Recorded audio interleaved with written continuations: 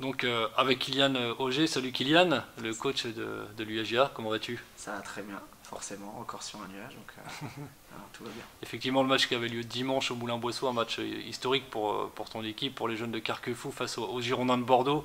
À J+2, qu'est-ce qui te reste en tête là? Est-ce que tu redescends un petit peu ou non? C'est dur. Ouais.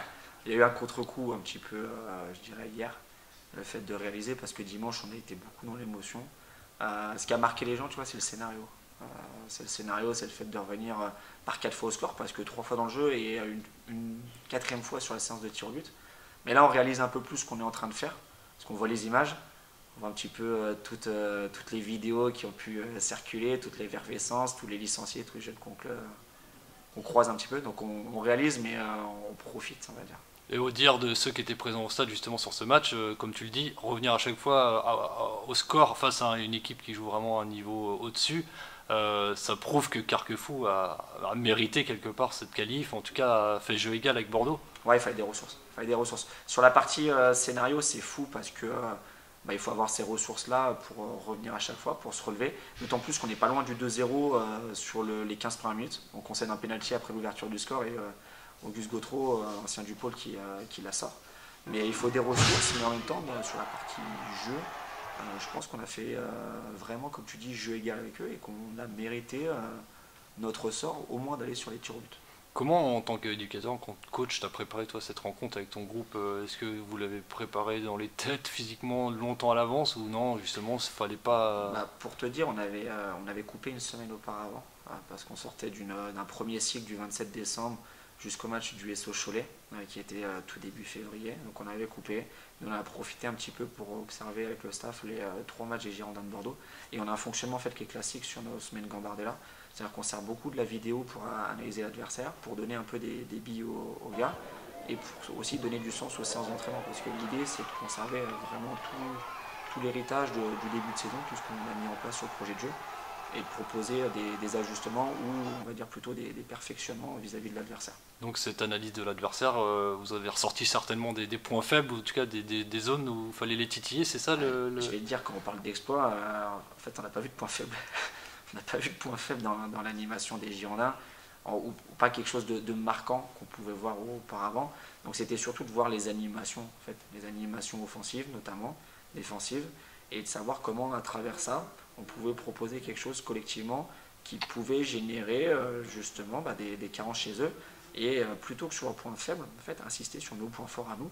Euh, Parce que la vidéo c'est quelque chose, par contre le terrain et les joueurs restent acteurs en fait du scénario du match. Et il y a le 3-3 donc à la fin du temps réglementaire, il y a la Ouais. fameuse séance de tir au but.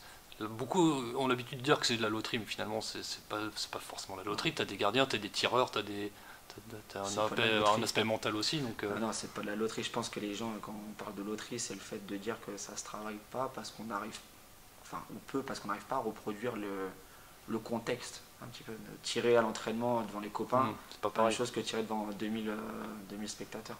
Donc non, c'est pas la loterie. Nous, dans les buts, on a un garçon qui est très à l'aise. On a des mecs aussi qui prennent l'initiative de faire, qui sont confiants, qui sont en réussite. Donc non, non, c'est tout sauf le hasard, je pense.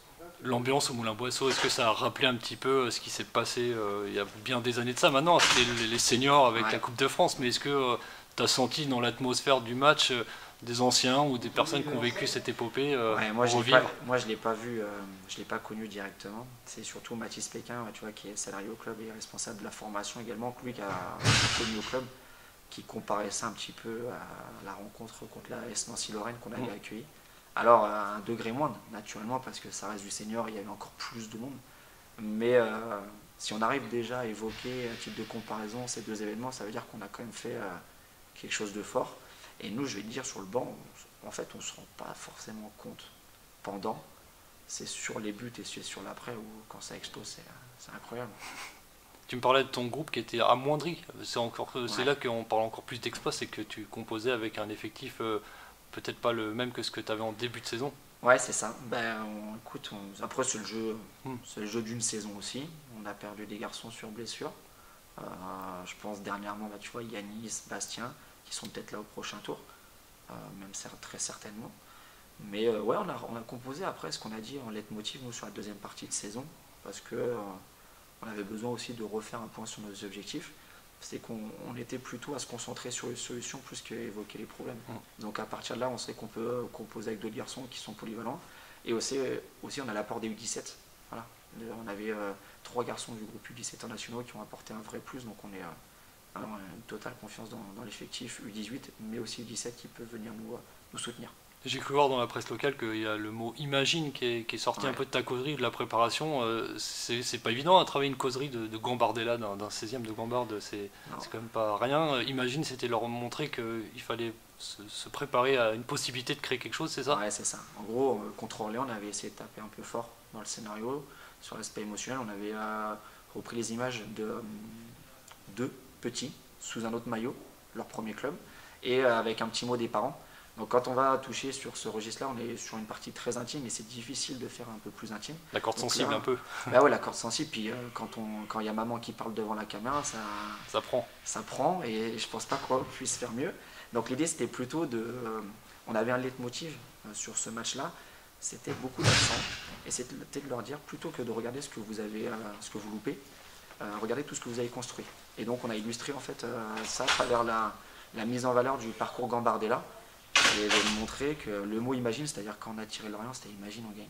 Et ensuite, alors imagine on gagne. Donc pourquoi pas se prendre au rêve, plutôt que d'atténuer en fait la pression, relativiser. Non, c'est au contraire dire putain mais les mecs on est là et on en profite et qui sait où on va être à la fin du match. Et pourtant tu parlais tout à l'heure de contexte, alors les tribunes blindées, le tour du stade rempli, beaucoup de spectateurs, Stadito, l'influenceur qui était là, ouais. Est-ce que ça n'a pas pu aussi affecter psychologiquement ton groupe, mine de rien, parce que tout ça c'est pas ce qui est habituellement en championnat dans les têtes de tes joueurs? Bah, en fait ça l'affecte mais positivement parce que c'est un groupe de copains qui arrive à se resserrer en fait les uns avec les autres, qui arrive à rester focus. Lorient nous a fait du bien, tu vois, le match contre le FC Lorient. Autant on a été très timoré sur le premier tour fédéral, autant ce match il a vraiment été un tournant dans l'approche, je pense, comme tu dis, émotionnelle. Donc ça c'est hyper bien. Non, moi je pense que c'est que du positif d'avoir tout ça et ça crée vraiment si on arrive à revenir aussi, il y a une part de réussite et un grand merci aussi au public qui nous a porté. Toi, à titre personnel, en tant qu'éducateur, jeune éducateur que tu es, mine de rien, est-ce que ça fait partie du plus gros souvenir, de la plus grosse période pour l'instant, de ce que tu as pu vivre en tant qu'éducateur, en tant que coach? Ouais, sur l'aspect émotionnel, c'est le plus gros souvenir parce que c'est un parcours, c'est la coupe, c'est sortir de l'anonymat du championnat et c'est fédérer, on va dire, tout le club autour de cette compétition. Donc ouais, c'est le plus beau souvenir. Il faudra construire là-dessus du coup, sur cette épopée, mine de rien, ça permet de construire des choses et d'avancer encore ça plus. Permet de construire des choses. Après, c'est une aventure qui est différente. Et là, on se rapproche plus de l'entraînement que l'aspect éducateur, je trouve. Autant, tu vois, je te dirais, moi, j'ai vécu une très belle saison l'année dernière sur les U13 régions, mais qui n'avait pas du tout la même visée. En fait, c'est pas le même public. C'est pas le même public. Chaque public propose des choses. Donc, je pense qu'en tant qu'éducateur, c'est cool. Mais c'est surtout l'aboutissement de tout un projet en fait au niveau du club et au niveau du projet de jeunes. En fait, c'est l'aboutissement. Les centres de formation le disent eux-mêmes. C'est un événement, une coupe qui fédère tout le centre de formation. Et donc nous, t'imagines, ça fédère tout un club. Prochaine étape, c'est le tirage au sort qui se profile bientôt. C'est quoi votre souhait, ton souhait? Je sais pas, il y a des choix peut-être à éviter, en tout cas des souhaits à avoir aussi. À éviter, non, mais il y a maintenant, un petit Olympique Lyonnais ou AS Monaco pour faire rêver, ça serait bien. À la maison, ouais. Forcément. Ça marche. Kylian, on te souhaite aussi une bonne fin de saison avec ton club parce que mine de rien, le championnat, la Gambarde, c'est la cerise sur le gâteau un petit peu, mais il y a aussi la Coupe de la Loire pour commencer. Pourquoi déjà pas 19 parce qu'on est engagé, on représente du coup le club sur cette compétition vu qu'on n'a pas 19 ans. Donc on a ce 8e de finale qui arrive et on a le championnat aussi avec un objectif qui n'est pas la montée nous sur les 19 ans nationaux. Le club souhaite que ses meilleurs 19 intègrent le monde senior, ce qui est légitime. Donc un aspect compétition sur la coupe et formation, préparation, transition, on va dire, vers le monde senior pour le championnat. Parfait. Bah écoute, advienne que pourra, puis on se tient au courant pour la suite de cette compétition, de cette coupe Gambardella. Merci Kylian. Ciao.